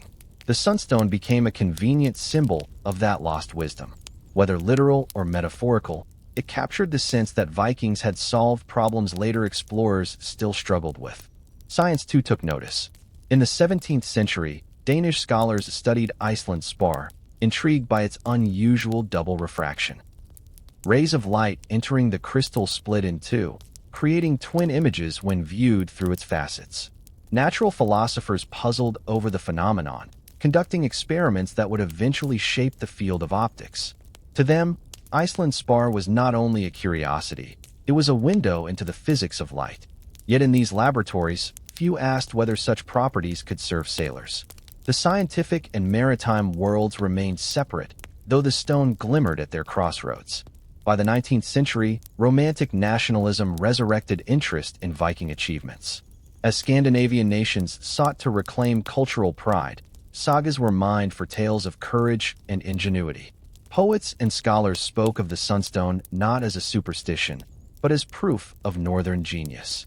At a time when European powers were still mapping the Arctic, the thought that Norsemen had mastered those waters with only wood, sail, and crystal filled nationalists with pride. The Sunstone became part of a mythos of innovation, as symbolic as it was scientific. In this period, explorers in polar regions also revisited the concept. The Arctic was a place where compasses faltered and skies often hid the sun. Some accounts mention the testing of crystals, though none definitively link them to navigation. Yet the idea persisted. If only one could harness light through stone, the frozen seas might yield their secrets more easily. The Vikings, it seemed, had once held an answer modern explorers still sought. Popular culture absorbed the tale. Adventure novels in the 19th and early 20th centuries included references to mysterious Viking crystals, sometimes magical, sometimes scientific. For readers thrilled by the romance of exploration, the Sunstone symbolized both mystery and mastery. It was a reminder that ancient sailors were not primitive wanderers, but sophisticated navigators. Modern times have only deepened the fascination. With the rediscovery of the Alderney crystal and experiments proving Iceland Spar's navigational utility, the legend of the Sunstone has gained fresh life. Documentaries speak of it as the Viking GPS, a poetic label that merges ancient ingenuity with modern metaphor. In classrooms, the story serves as an example of how science, myth, and archaeology intertwine. Students learning about polarized light are delighted to hear that Vikings may have exploited it centuries before physics explained it. Even in popular imagination, the Sunstone retains its shimmer. Fantasy novels and films, inspired by Norse myth, often depict glowing crystals guiding ships through fog or storm. Though dramatized, these portrayals echo the kernel of truth, that a simple mineral could unlock the heavens for those bold enough to trust it. In the age of satellites and GPS, the thought that a shard of calcite might once have guided wooden longships across stormy seas has a certain humility. It reminds us that technology does not always mean metal and circuitry. Sometimes it is stone and observation, fused with human ingenuity. There is also a cautionary note. The eagerness with which modern minds embrace the Sunstone legend speaks to our hunger for narratives of brilliance. We want the Vikings to have had such a secret, to imagine them holding crystals aloft as they pressed westward into unknown seas. Whether the historical truth matches the image is less important than the image itself. Yet this does not render it false, it renders it meaningful. History is as much about what we choose to remember as what truly occurred. The echoes of the Sunstone in later centuries thus serve multiple purposes. For scientists, it was an object of study, a key to understanding light. For explorers, it was a possibility, a tool that might have saved them grief had they known it. For nationalists, it was a banner of pride, proof that northern peoples had once harnessed the sun itself. And for storytellers, it remains a symbol of mystery, a crystal that bridges the gap between fact and legend, science and saga. The Sunstone may or may not have been a daily tool for Viking sailors, but its legacy has traveled farther than any longship, shaping imaginations long after the sails of Norse fleets fell silent.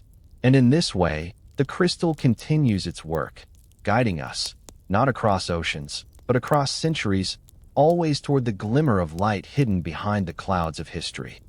When one first holds a piece of Iceland spar, it looks deceptively simple, a transparent, almost glass-like crystal, its surface is sharp and angular, light glinting faintly on its edges.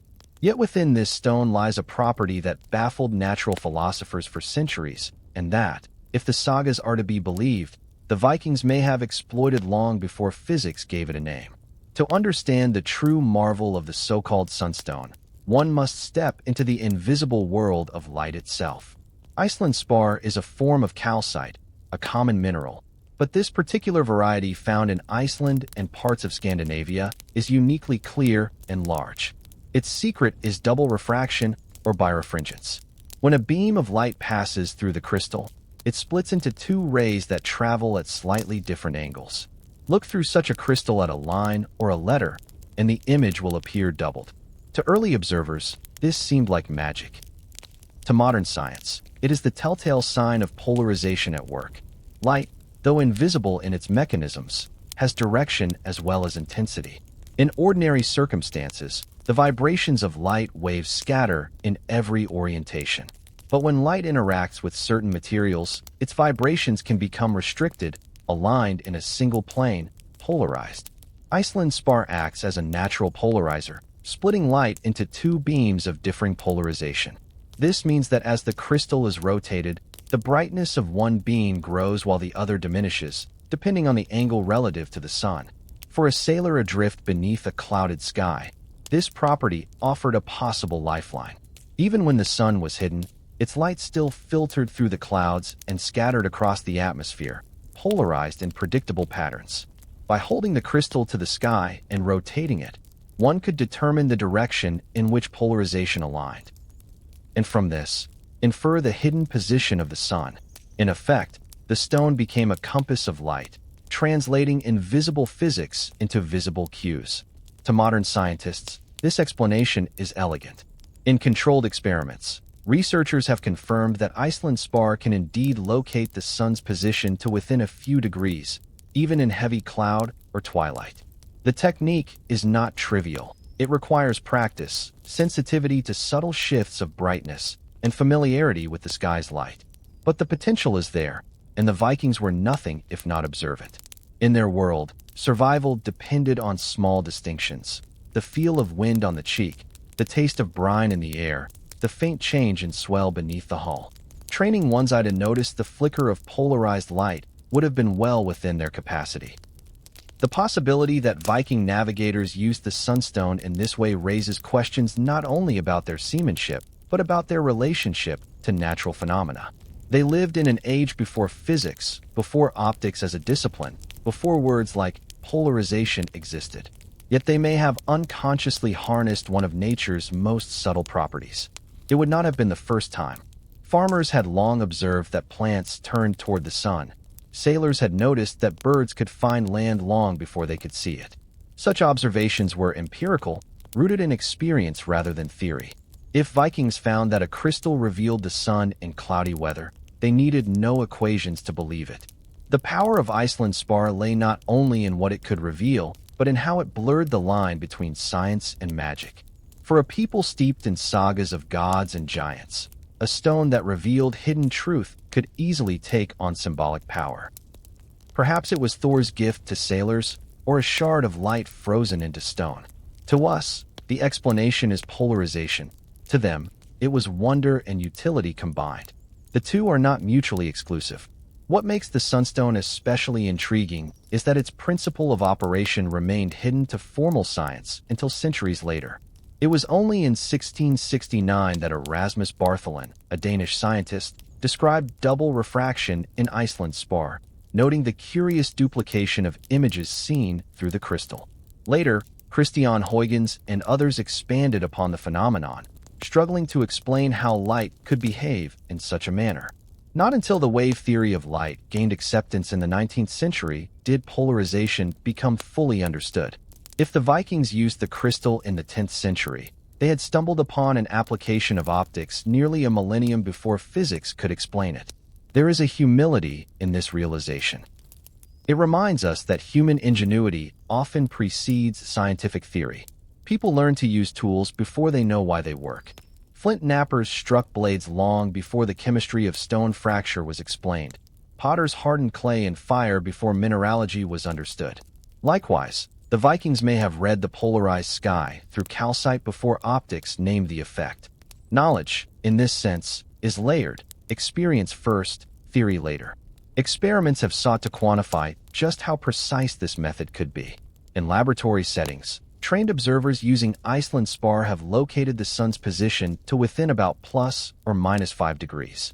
For a navigator on the open sea, this margin of error could mean the difference between landfall and disaster, but when combined with other cues, direction of swells, flight of seabirds, driftwood, it might have been more than sufficient. Viking routes between Norway, Iceland, and Greenland often relied on sailing within certain latitudes, adjusting westward courses with careful corrections. Even approximate guidance could have made the journey possible. Critics argue that no definitive evidence exists that Vikings used the Sunstone in practice. No crystal has been found in a Viking ship grave. No saga explicitly describes its use. This absence haunts the theory. Yet the absence of evidence is not evidence of absence. Perishable items, private tools, and unremarked practices often leave no trace in the archaeological record. A navigator's stone, pocket-sized and easily lost, might not survive the centuries. That Iceland's spar is abundant in the regions Vikings traveled only strengthens the plausibility. There is also the question of tradition. Indigenous peoples in other parts of the world have long used polarized light for orientation. Some Pacific navigators, for instance, are believed to have read the sky's polarization at dawn and dusk to aid in wayfinding. If so, the Vikings were not alone in perceiving what science later formalized. Instead, they participated in a larger human story, the capacity to extract meaning from patterns invisible to the untrained eye. To appreciate the physics behind the Sunstone is thus to see a bridge between cultures and centuries. It ties together the raw perceptiveness of Viking sailors, the curiosity of 17th century natural philosophers, and the precision of modern optics.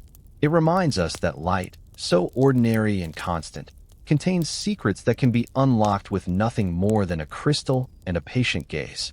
The Sunstone may never be proven beyond doubt as a navigational instrument, but the physics that make it possible are real, measurable, and profound. They demonstrate how the cosmos offers guidance even in disguise. How the sun, hidden by storm or fog, still leaves fingerprints in the sky, waiting for those bold enough to see them. And if the Vikings were among those who first learned to read those fingerprints, then their legacy extends beyond conquest and exploration into the very realm of science itself. For every tale of ingenuity, there arises a chorus of doubt. The story of the Viking Sunstone is no exception. Though alluring in its elegance, a crystal harnessing the hidden patterns of light to guide ships through storm and fog, many historians and archaeologists remain unconvinced. Skepticism surrounds not only the practical difficulties of such a technique, but also the silence of the Viking record itself. If the Sunstone was truly their compass of the clouds, why, critics ask, do the sagas not tell us more? Why has no crystal been found among the remnants of their ships? Why does archaeology yield silence where legend whispers? The first and loudest doubt concerns absence of material evidence. Viking graves have yielded weapons, beads, tools, and even delicate items like combs and glassware. Yet not a single piece of Iceland spar or calcite has ever been recovered from a confirmed Viking site. This silence troubles scholars. Surely, they argue, if the stone were as crucial as advocates suggest, at least one would have survived in the archaeological record. It is possible that such crystals were not considered grave goods, and thus were not buried with the dead. It is also possible that they were so common and mundane that no one thought to preserve them. Still, the absence creates hesitation. Equally problematic is the written record. The sagas, though filled with tales of voyages, rarely speak of navigational instruments beyond the simple sun-shadow board or observations of stars and birds. The solitary reference to a Solarstein, Sunstone, appears in a 13th century text, the Rolfs A with a QTTR, which describes King Olaf using such a stone to locate the sun on a cloudy day. To some scholars, this tale is allegorical rather than literal, a Christian moral wrapped in Norse imagery. To others, it is tantalizing evidence of a genuine practice. Yet the fact that this is the only mention makes the evidence thin. Stories of sunstones could be embellishments, metaphors, or the author's invention. Then comes the question of practicality. Even with modern understanding, using Iceland spar to determine the sun's position requires skill and patience. Experiments suggest that trained users can locate the sun within a few degrees, but only under certain conditions: a uniform overcast, twilight, or partially obscured skies. Thick storm clouds, heavy rain, or moonless nights would render the technique nearly useless. Would Vikings, already managing the challenges of steering, sails, and survival, have had the time and expertise to train in such subtle observations? Skeptics argue that the risk of error might have outweighed the potential benefit. A miscalculation of only a few degrees could, over a long voyage, push a ship far off course. Furthermore, critics point to simpler explanations. The Vikings were extraordinary sailors even without exotic aids. They knew the patterns of waves, the smell of the sea, the flight of birds, and the color of water near land. They possessed the sun compass, a wooden disc with a gnomon used to determine direction by shadows at specific times of day. They may also have relied on long-established routes, memorized through oral tradition and experience, rather than on improvisational navigation. In this view, the sunstone becomes unnecessary, a romantic embellishment added centuries later to heighten the legend of Norse prowess. Yet the debate is not purely academic.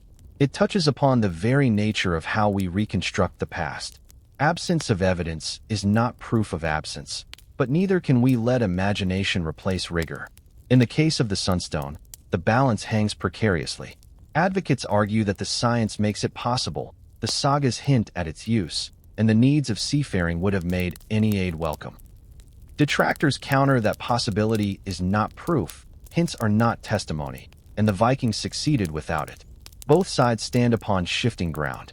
One might also consider the role of bias in historical interpretation. The image of the Viking, long romanticized as both brutal raider and daring explorer, has often been shaped by the needs of those telling the story. To 19th century nationalists, the Viking became a symbol of strength and discovery. To 20th century archaeologists, the Viking became a subject of sober, evidence-based reconstruction. In the 21st century, with fascination for lost technologies and ancient secrets, the Sunstone finds fertile soil. But each interpretation reveals more about the interpreters than about the Vikings themselves. The skepticism, therefore, may be as much a reaction to cultural enthusiasm as to the evidence itself. Still, there are intriguing hints that cannot be dismissed.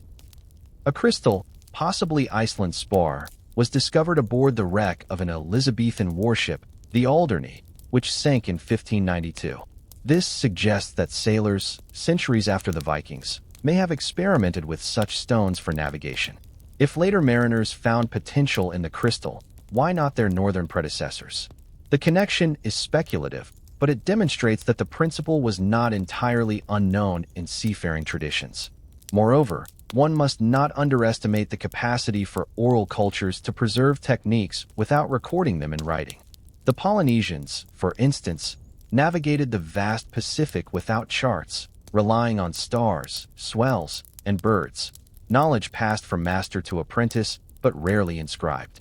Could the Vikings have had a similar tradition with the Sunstone, its use preserved in practice, but never committed to parchment? The Sagas, written centuries after the voyages, might have ignored such details in favor of grander tales of kings and battles. The skepticism surrounding the Sunstone therefore reflects not only gaps in evidence, but also the difficulty of proving intangible practices. Navigation is, by nature, ephemeral. It is not like a sword or brooch, which leaves a physical imprint. It is a way of seeing, a way of interpreting subtle cues in the world.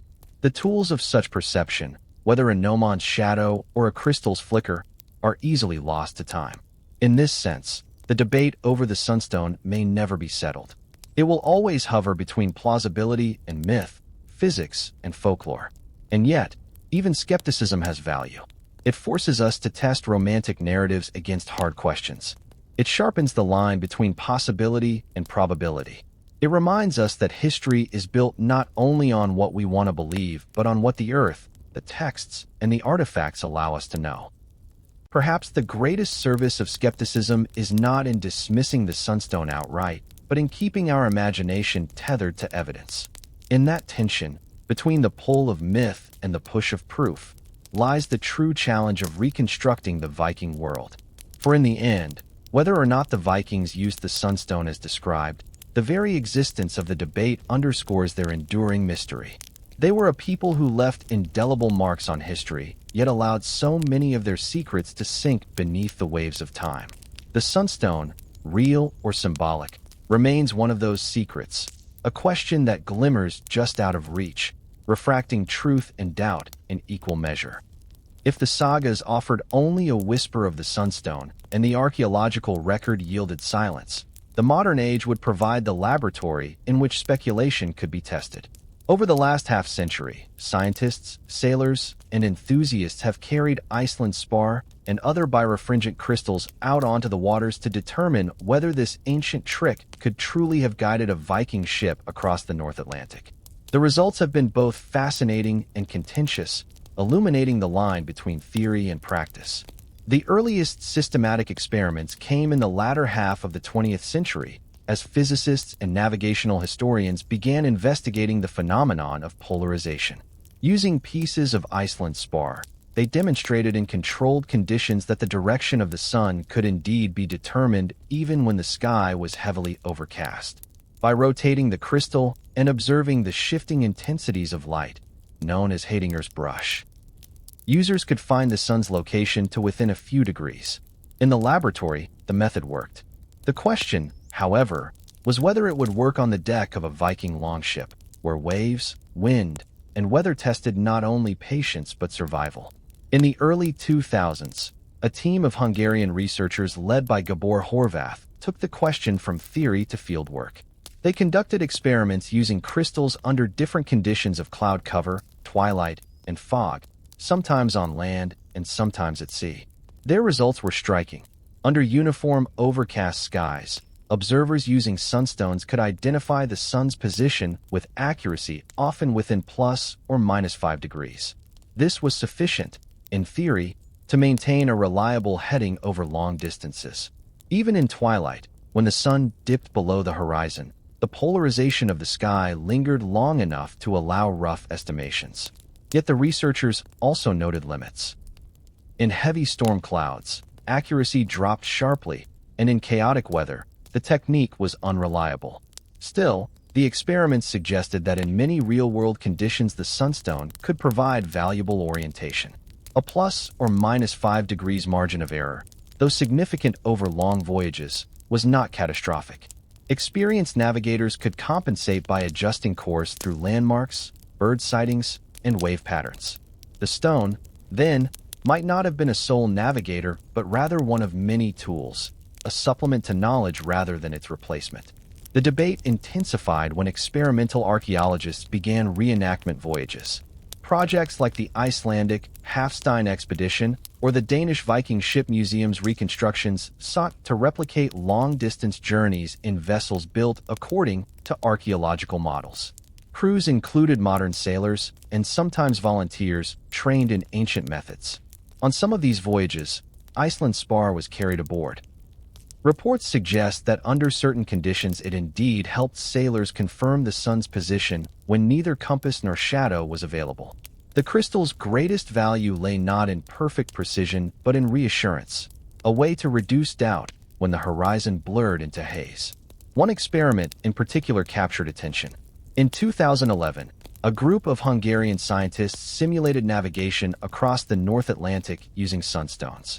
Volunteers were tasked with maintaining a westward course from Norway to Greenland, checking the sun's position at set intervals with crystals. Computer simulations suggested that with checks every 3 hours, a ship could reach Greenland with reasonable accuracy even under cloudy conditions. If checks were less frequent, say, every 6 hours, errors compounded and landfall became uncertain. The findings hinted that disciplined use of the Sunstone might indeed have been practical, provided it was integrated into regular navigational routines. Yet skepticism persisted. Critics argued that the volunteers in these experiments were modern individuals trained by physicists, not Norse sailors. They worked under controlled or semi-controlled conditions, not the full chaos of the North Atlantic. Others noted that the stone's effectiveness often depended on user sensitivity. Some people could perceive the Hatinger's brush pattern more easily than others. If Viking crews had varying aptitude, then the stone's reliability could not be assumed. Perhaps 1 or 2 skilled individuals served as polarization specialists, but the universality of the method remained questionable. The discourse also expanded into cultural and psychological dimensions. To some, the experiments were not just about proving utility, but about reimagining how ancient people interacted with their environment. Navigation was as much art as science. A sailor standing on a deck, stone in hand, peering through light and cloud, would have perceived the sky differently than we do today. They were attuned to subtle cues, patterns we overlook in an age of GPS and radar. The crystal may have been a lens not only of light but of perception, an extension of eyes trained by necessity. Furthermore, experimental voyages revealed something often forgotten in academic debate: the physical and emotional toll of the sea. Reenactors reported exhaustion, seasickness, and the constant strain of cold water. In those moments, even a partial clue could feel invaluable. A glimpse of order in the chaos, a confirmation that west still meant west, could steady the mind as much as the ship. The Sunstone's psychological benefit may have been as crucial as its navigational accuracy. Confidence breeds persistence, and persistence makes landfall. Other modern projects sought to broaden the context. Could similar techniques have been used elsewhere? Anthropologists studying Inuit navigation noted the use of sky reading techniques that bore uncanny resemblance to polarization awareness. Sailors in the Pacific, too, employed ways of seeing the sky and see invisible to outsiders. In this wider view, the Sunstone appears less an isolated Norse invention and more part of a global human tradition of drawing meaning from natural cues. The Vikings, then, were not anomalous but participants in a wider dialogue between humans and environment. By the 2010s, the Sunstone experiments had reached popular media. Documentaries featured scientists at sea holding Iceland's spar to the light. Magazine articles described the Viking GPS, and the stone even entered tourist shops in Iceland, marketed as a crystal of the ancients. Yet in scholarly circles, caution remained. No direct archaeological link tied the stone to Viking practice. The experiments proved that the technique could work, not that it did work. History thrives on evidence, not just plausibility. Still, each reenactment, each trial at sea, each crystal held against a gray sky added texture to the debate. They reminded us that history is not only what is written in sagas or buried in soil, but also what can be rediscovered through doing. To sail a longship replica, to squint into a storm with a piece of calcite in hand, is to bridge centuries. Even if the Vikings never used sunstones in the way we imagine, These experiments bring us closer to understanding the challenges they faced and the ingenuity required to overcome them. Ultimately, the experiments did not settle the question. Instead, they reframed it. The issue was no longer whether the Sunstone was theoretically possible. It clearly was. But whether it was culturally plausible, historically practiced, and practically integrated into Norse seamanship. In that sense, the modern voyages mirrored the ancient ones. They pushed forward into uncertain waters, guided by glimpses of light refracted through cloud and stone. And so, the Sunstone lives on, not as a settled fact, but as a shimmering possibility. Each test upon the waves becomes a metaphor for the search itself. Like the Vikings straining to see through the fog, historians and sailors peer through the haze of centuries, crystals in hand, hoping that light, whether of the sun or of truth, might break through.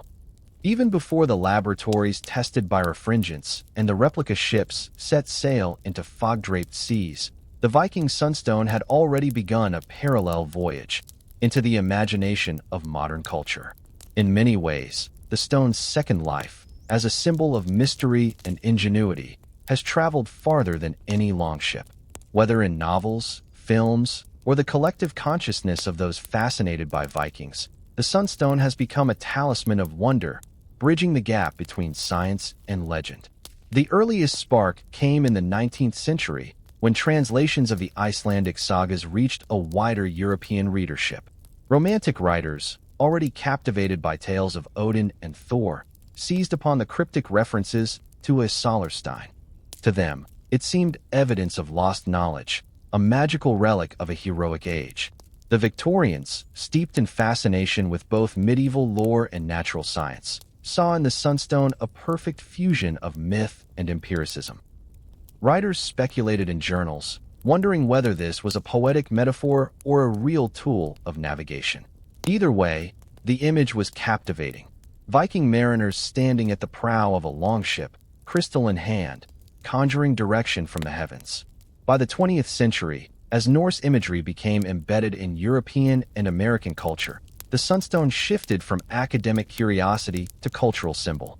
Adventure novels frequently invoked it as a magical object, akin to a compass of destiny. In these tales, explorers hunted for lost sunstones that could guide them across uncharted lands or through metaphysical journeys. The crystal became less a navigational aid and more a literary device, a symbol of clarity amid uncertainty, a shard of truth cutting through clouds of ignorance. Film and television followed suit. Viking-inspired stories often depicted heroes holding glittering crystals that glowed with supernatural light. Historical accuracy was rarely the goal. The Sunstone served instead as a visual shorthand for Norse cunning and mystique.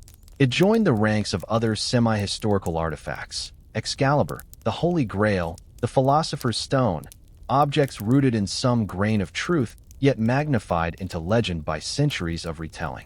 Popular science writing, too, leaned heavily on the Sunstone's allure.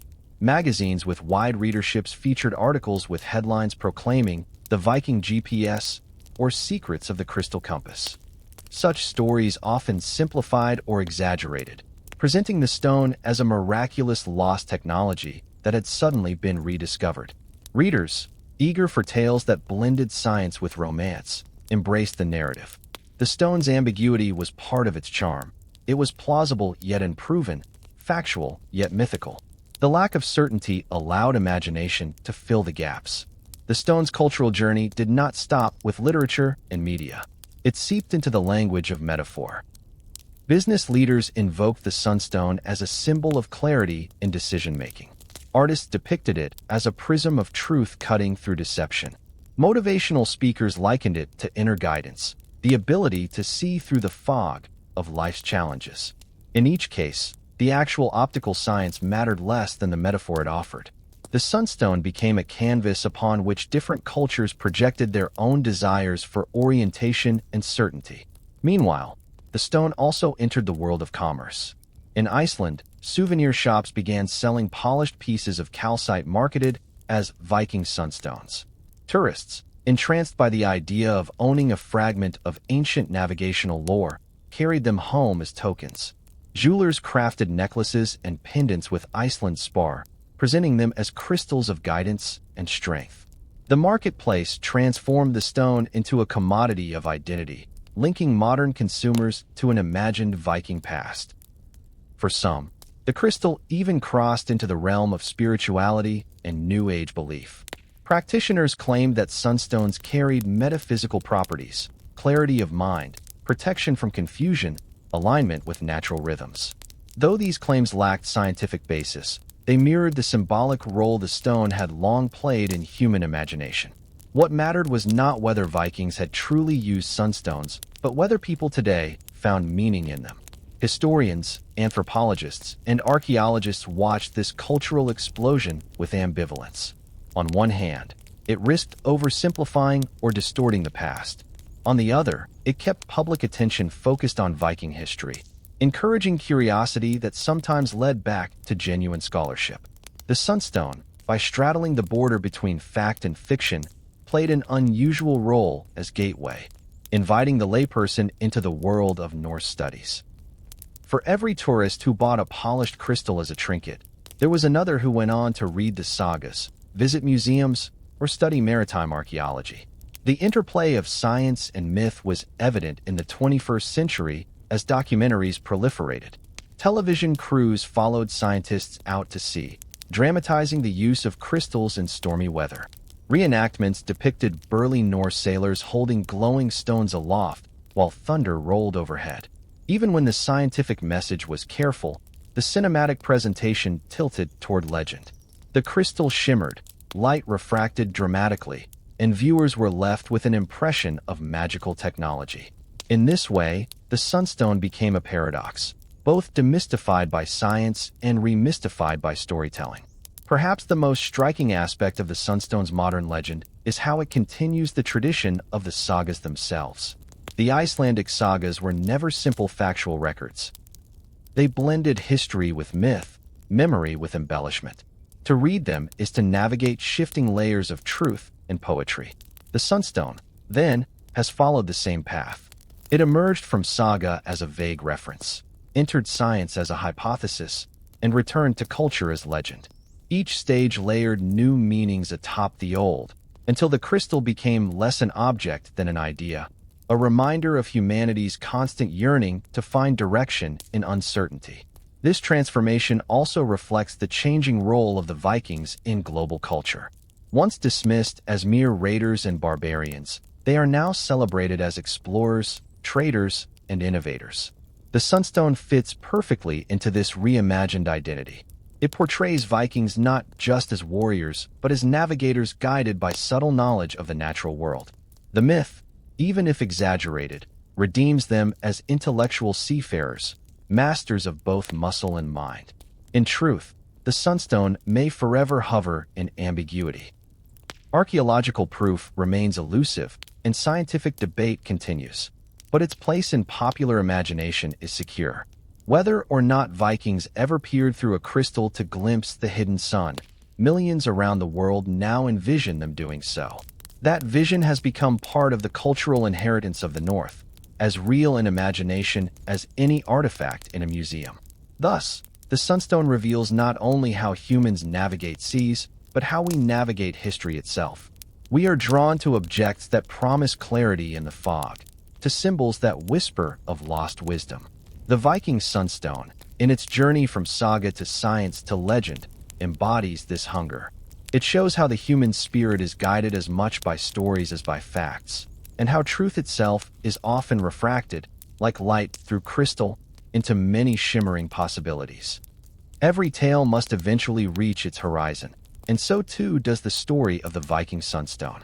What began as a faint reference in the Icelandic sagas has become a prism through which we glimpse not only Norse navigation, but also the very human impulse to seek clarity amid uncertainty. Chapter by chapter, the crystal has revealed itself not merely as a mineral or tool, but as a metaphor, one that stretches from the Viking Age into our own age of satellites and digital maps. In the closing years of the 20th century, researchers began to frame the Sunstone debate less as a question of did it exist, and more as a meditation on what does it represent.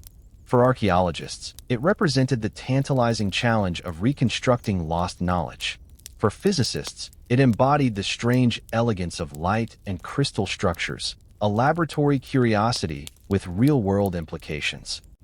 For sailors, it echoed an unbroken tradition of using the heavens as a guide, a reminder that even in the age of compasses and sextants, the sea demanded tools of ingenuity. But perhaps the most profound resonance came from those who saw the Sunstone as a metaphorical device, a reminder that humans have always sought ways to find direction when the world grows dark. This was not merely a Viking concern. It was a universal condition. Farmers looked to the stars to time their crops. Caravans across deserts learned to read wind and dune. Polynesian navigators memorized the rising and setting of stars, feeling the swell of waves through the hull of their canoes. The Sunstone, real or legendary, stood among these traditions as a symbol of human resilience against the chaos of nature. As the 21st century unfolded, the crystal's story deepened further. Teams of experimental archaeologists continued to test birefringent calcite at sea, confirming that it was indeed possible to locate the hidden sun on overcast days. Though not infallible, the method worked with remarkable accuracy, within a few degrees of true direction. The conclusion was cautious. Vikings could have used such stones, and doing so would have been consistent with their genius for blending practical observation with mythic imagination. Yet the absence of physical artifacts left the story suspended between plausibility and legend. The ambiguity itself proved vital. In an age where science often seeks definitive proof, the Sunstone resisted neat resolution. It reminded us that history is not a ledger of certainties, but a shifting sea of probabilities. And within that sea, humans must still sail forward, guided by fragments, intuition, and imagination. For some, this was frustrating. For others, it was liberating. The Sunstone, like history itself, required us to live with mystery. Its endurance as a cultural touchstone also revealed something about our relationship with the past. We crave stories that affirm ingenuity, that tell us our ancestors were not merely victims of nature, but masters of it. The image of a Viking sailor holding a crystal against the sky satisfies this craving. It assures us that human beings, even 1,000 years ago, were clever enough to unlock the secrets of light. This assurance comforts us, reminding us that progress is not a straight line, but a continuum of curiosity stretching back through ages. And yet, the Sunstone is not merely backward-looking. It has become a mirror for the present. In an era saturated with digital navigation, GPS satellites, smartphone maps, automated route planners, the idea of using a crystal to find the sun strikes a chord of simplicity. It appeals to those weary of dependence on machines, offering a vision of connection with the natural world. It speaks to a longing for authenticity, to see the world not mediated by screens, but revealed by one's own eyes and hand. The Sunstone thus transcends history, becoming part of a broader conversation about how we orient ourselves, geographically, culturally, even spiritually. The story of the Sunstone also illuminates the entanglement of myth and science. Neither can be wholly separated.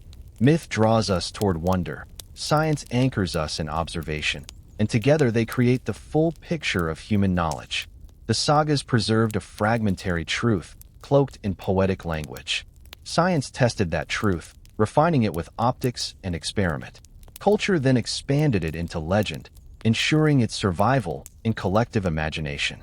In this way, the Sunstone is not just a story about Vikings, but about how humanity itself navigates between realms of fact and faith. The final horizon, then, is philosophical. What does it mean that we remain captivated by a stone whose role is uncertain? Perhaps it means that we need such stories, anchors of mystery that remind us of the limits of certainty. Perhaps it means that history is not only about what happened, but also about how we choose to remember and retell. The Sunstone's glow is refracted not only through crystals, but through human longing.